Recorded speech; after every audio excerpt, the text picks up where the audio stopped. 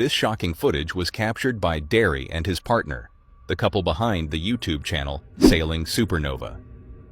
Their channel usually offers viewers a taste of the freedom that comes with life at sea, peaceful sunrises over endless water, the rhythm of the waves, and the challenges of navigating the open ocean. But during one late-night crossing between Venezuela and Grenada, they faced something far more terrifying than a storm. It was supposed to be a routine passage. Derry's partner was filming a casual vlog inside the cabin, showing viewers how they had secured their belongings in preparation for rougher waters. So I've just made my second cup of tea for the night, and I thought I'd show you how much we've cleared up in here. It's amazing. Even though this has been the roughest passage we've ever had, nothing has fallen to the ground, so you'd probably be super proud of us. I'll show you. The atmosphere was relaxed, calm, familiar, but all of that shattered in seconds. As she panned the camera, an aggressive mechanical roar suddenly filled the air. It was the unmistakable sound of a fast-approaching engine, too loud, too close. Then came the scream, raw panic in her voice as she called for Derry. Darcy! Darcy! Darcy, wake up! There's a boat! Get up!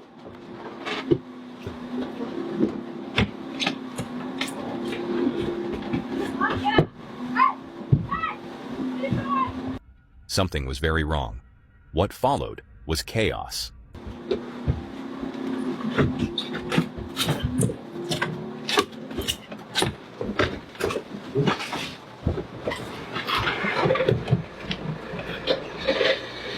Engine! Turn up!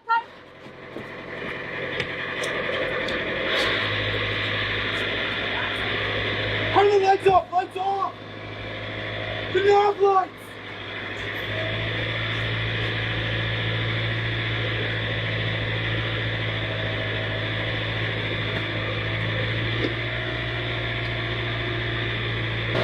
We got attacked! We have to tap! The video becomes a blur of darkness, scrambling footsteps, and fear.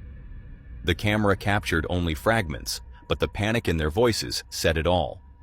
When they finally managed to speak again, Derry recounted the moment he realized they were under attack. Because I figured it was the fastest way to get back to the cockpit. As soon as I came up through the hatch, I could see two people climbing on board on the port side, and the one closest to me had a gun. So I ran up and I grabbed his wrist, like his arm, his wrist area that was holding the gun, and I kind of pulled him up onto the ship.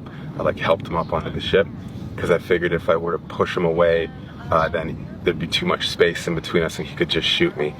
It was instinct, pure survival. In the struggle that followed, he managed to wrestle the attacker into the water. The weapon slipped from the man's hands and vanished into the sea. But the fight wasn't over. And then just as soon as he was kind of starting to stand up, I grabbed his neck and I kind of squeezed for everything that I was worth with my left hand. And then very shortly after that, he dropped the gun and fell overboard. And then I kind of took both hands and threw him overboard. The second intruder had made his way inside and was attacking Derry's partner with a wooden bat. Derry struck back, hitting the man with everything he had. Another splash, another body overboard. They didn't wait to see if the attackers would come back. Scrambling to the controls, they fired up the engines and sped off into the night. So I just kind of swung as hard as I could with my left hand, and I ended up missing him with my fist, but I hit him with like my wrist area on kind of like the side of his head, like around his ear, neck area. And there was enough force to knock him completely overboard. And then we just ran back towards the cockpit. Yvette started the engines, and we just did our best to get out of there. Every light on board was switched off. Even their AIS tracker, normally used to broadcast a ship's location for safety, was disabled. Our engine, the keys are inside, so I ran inside.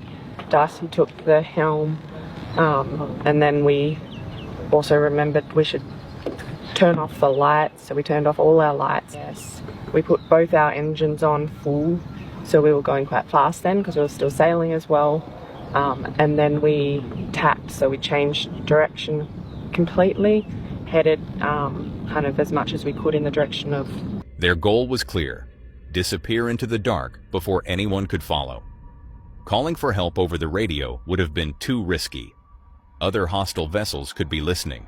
So instead, they reached out to a trusted friend in Grenada using their internet connection. That friend contacted the Coast Guard on their behalf. We didn't want to use a VHF radio because we figured if there was other vessels around that were kind of in on it, then that would like alert them that the first attack had... It was a clever move, one that may have saved their lives. They survived, but just barely. Physically, they were bruised but intact. Emotionally, they were shaken. The ocean, once their sanctuary, had turned into a place of fear. The attack happened fast. Too fast for warnings, too fast for logic. It reminded them, and everyone watching, that not all threats are supernatural. Sometimes the real danger comes in the form of other people, armed and determined. Derry and his partner had faced down something no sailor ever wants to encounter. And thanks to their courage and quick decisions, they lived to tell the tale. But the fear of what could have happened, what almost did, will likely follow them with every wave, every crossing, and every dark night at sea.